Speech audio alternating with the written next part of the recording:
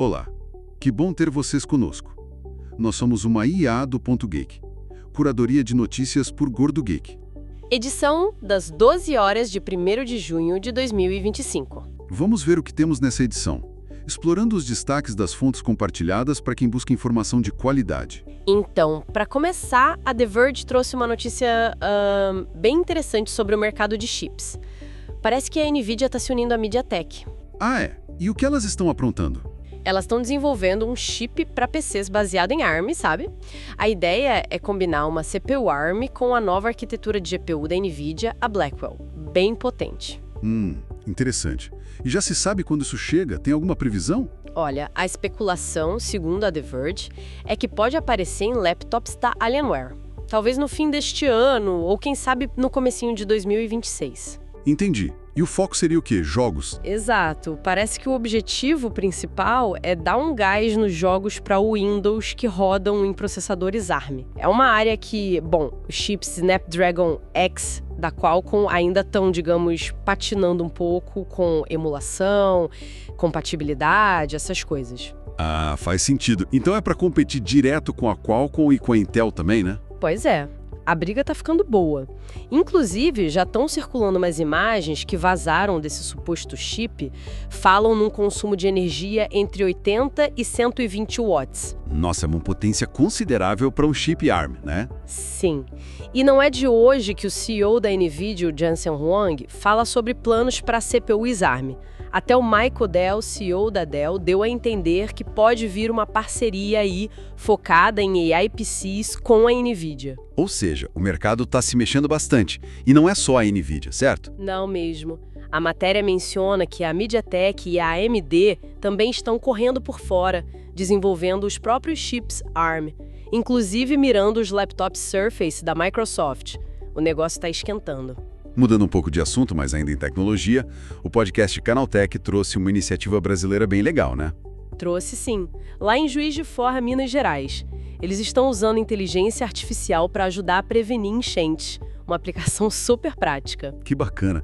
Como funciona exatamente? Então, eles entrevistaram o Igor Facella, da Emive. Basicamente, o sistema usa câmeras inteligentes, né? E análise de dados em tempo real para ficar de olho no nível dos rios. Ah, entendi. E essa informação vai para onde? Vai direto para a Defesa Civil. Aí eles conseguem agir mais rápido, sabe? Tomar medidas preventivas para proteger o pessoal, avisar sobre riscos. É um exemplo muito bom de como tecnologia pode ajudar na gestão pública e na segurança. Realmente muito bom ver isso na prática.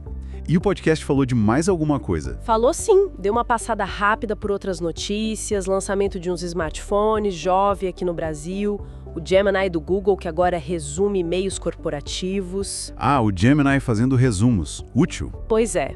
E também o Meteoro, que caiu na China, uma IA da Perplexity, que está criando planilhas e gráficos agora. Essa da Perplexity é nova para mim. Planilhas e gráficos interessante. Sim. E para fechar, falaram de uma arma de micro-ondas que os Estados Unidos desenvolveram contra drones. Bem variado, né? Falando em IA, mas agora para o nosso bolso. Ou melhor, para o nosso celular. A BGR citou o 95 Mac sobre um projeto open source para iPhone. É isso? Isso mesmo. Um desenvolvedor chamado Ronak Jan criou um agente de IA para o iPhone, lá em 2024 ainda. E agora o projeto está no GitHub e o mais legal, foi atualizado com as capacidades do GPT 4.1. Uau! GPT 4.1 no iPhone como um agente. E o que ele faz, na prática? Olha, a ideia é que essa IA consiga usar o iPhone como se fosse uma pessoa mesmo. Os exemplos que deram são bem futuristas, sabe? Tipo o quê? Conta aí. Tipo, pedir para a IA tirar uma selfie sua e mandar para alguém com um poema que ela mesma cria. Ou então baixar um aplicativo específico que você precisa. Caramba, que mais? Até pegar as informações do seu voo, tipo número, horário, e já chamar um Uber para o aeroporto na hora certa. Meu Deus, isso é incrível. Parece coisa de filme mesmo. Ter um assistente pessoal tão proativo assim no celular. E continuando na onda da IA, a ZDNet publicou um teste bem curioso, né? Comparando os modelos da Anthropic. Pois é, eles colocaram lado a lado o Claude 4 Sonnet, que é o gratuito, e o Claude 4 Opus, que é a versão paga. E o foco foi em tarefas de programação. E aí? O pago é muito melhor, imagino. Então, aí que tá a surpresa. O resultado foi bem inesperado. O Sonnet, o gratuito, passou em todos os 4 testes que eles fizeram. Sério? E o Opus, o pago? O Opus falhou em 2 desses testes. Como assim? Falhou? Olha, num dos testes era para criar um plugin para o WordPress. O Opus até criou, mas gerou um arquivo JavaScript que o pessoal da ZitNet considerou inseguro. Quase como se fosse um malware, sabe? Perigoso. Nossa, que coisa. E o Sonnet? O Sonnet não. Criou o plugin sem esse problema de segurança. Impressionante. E o outro teste que o Opus falhou? É para reescrever uma função que valida valores monetários, tipo dinheiro. O Sonnet foi melhor em lidar com os casos específicos, sabe? E o código que ele gerou era mais fácil de ler, mais legível. O Sonnet passou, o Opus falhou de novo. Caramba! Mas e nos outros 2 testes? Os outros 2, ambos passaram. Um era para encontrar um bug específico no código do WordPress e o outro para escrever um script um pouco mais complexo. Nesses 2, os 2 modelos conseguiram. O ZDNet até comentou que o código do Opus no último teste era um pouquinho mais elegante, digamos assim. Mas ainda assim, muito intrigante, né? A versão gratuita superar a paga em tarefas práticas de código. Levanta umas questões sobre como esses modelos são treinados e utilizados. Exatamente. Bem curioso mesmo. Saindo um pouco da IA e da tecnologia pura, tem uma nota rápida aqui sobre uma disputa no setor de restaurantes, né? Isso. Uma fonte que a gente não especificou aqui, mas a informação é que a rede Mixt, aquela de saladas e comida saudável, está processando o serviço de entrega Picnic. Processando? Por quê? Parece que são 2 alegações principais. Primeiro, que o Picnic teria inflacionado os preços das saladas da Mixt lá no aplicativo deles, sem autorização, tipo, cobrando mais caro do cliente final. Isso é complicado. E a segunda alegação? A segunda é talvez até mais grave para a imagem da Mixt. Eles alegam que o Picnic entregou uma salada para um cliente a uma temperatura considerada insegura, tipo perto de 21 graus Celsius. Nossa, 21 graus para uma salada realmente não é o ideal, né?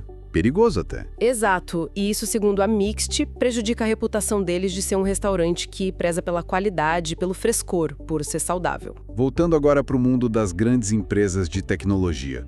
O podcast Decoder da The Verge teve uma conversa interessante com o CEO do Airbnb, o Brian Chesky. Sim, uma conversa bem reveladora.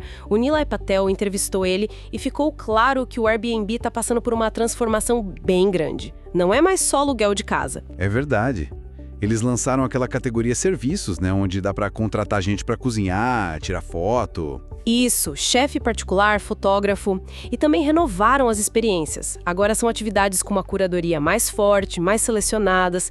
Tem até umas com celebridades, tipo Megan Thee Stallion, Patrick Mahomes. Chique. E o aplicativo mudou também, né? Mudou bastante. Abandonaram aquele flat design, sabe? Tudo retinho. Agora tá mais dimensional, mais vibrante, com texturas. E não foi só visual. Refizeram toda a base tecnológica por baixo. E qual é a visão geral do Chesky? Para onde o Airbnb tá indo? Olha, a visão dele é bem ambiciosa. Ele disse que quer ir além de só alugar espaços. Ele quer basicamente monetizar o tempo das pessoas. Monetizar o tempo? Como assim? Transformar o Airbnb numa plataforma muito mais completa. Um lugar para encontrar não só a hospedagem, mas também serviços e experiências que conectem as pessoas no mundo real. Quase um app para tudo, como ele mesmo deu a entender. Um super app de experiências e serviços, então. Exato. E ele falou sobre IA também. Vê como uma ferramenta importante, claro, mas ele aposta muito na interface direta com o usuário, na força da comunidade e na qualidade do serviço para evitar que o Airbnb seja, digamos, desintermediado por agentes de IA genéricos no futuro. Faz sentido criar um diferencial. E ele falou algo sobre a estrutura da empresa para dar conta disso tudo? Falou sim, a estrutura agora é totalmente funcional, não tem mais divisões por produto, tipo casas ou experiências. É um roadmap só para a empresa toda. E ele mencionou um conceito de Founder Mode para manter agilidade, como se ele ainda estivesse começando a empresa. Diz que foi inspirado em parte por conversas com o Jony Ive. Ah, o Jony Ive, ex-designer da Apple. Interessante.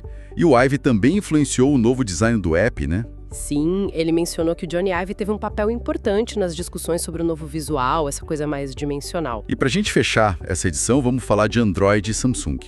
A Android Policy trouxe novidades sobre o One UI 8. Isso, a Samsung já começou o programa beta do One UI 8, que é a interface deles baseada no futuro Android 16. Por enquanto, tá rolando para os usuários do Galaxy S25. Ah, S25? Então tá um pouco longe para a maioria ainda. Bom, talvez não tanto. A boa notícia é que a expansão para aparelhos mais antigos parece que tá vindo aí. Já até apareceu uma página da comunidade beta lá na Alemanha para o Galaxy S23. Opa! Então pode chegar logo para os S23 em outros lugares também? É o que indica. Provavelmente a Reino Unido, Coreia do Sul devem receber em breve também. E claro, o Galaxy S24 também deve entrar nessa leva logo logo. Legal. E já se sabe o que vem de novo nesse One UI 8? Alguma função bacana? Olha, pelo que se sabe do Android 16 e dos rumores do One UI 8, deve vir coisa nova sim.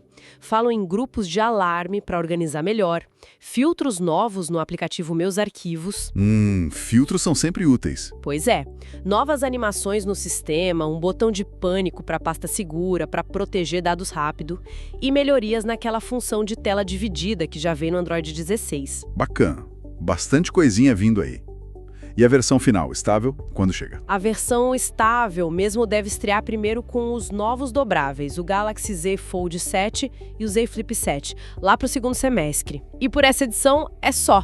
Esperamos que essa exploração detalhada das fontes tenha sido proveitosa. Se gostaram, não esqueçam de deixar comentários, curtir e compartilhar.